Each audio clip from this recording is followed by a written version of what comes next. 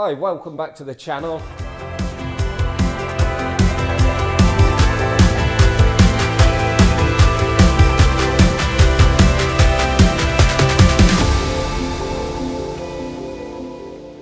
This is a boat that's come in for shot blasting and a full repaint.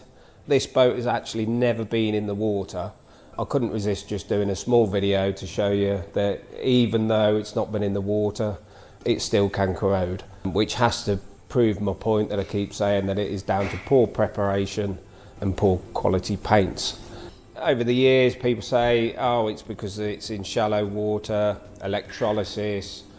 I've heard so many excuses why my boat's sort of corroded and why it's bad.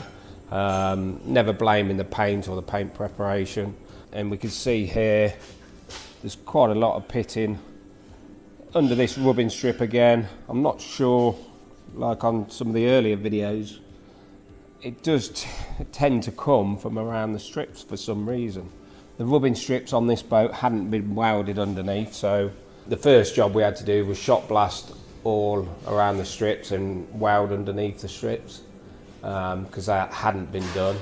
So whether that's one of the reasons for it being quite pitted around that area, it's a job to know, because the bulk of it down the sides, to be fair, are pretty good, but there's just small patches.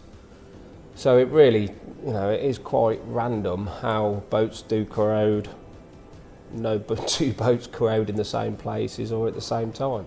But all I do know is the only way to make sure it doesn't happen and protect your investment is literally to shot blast it and put the epoxy system on from day one.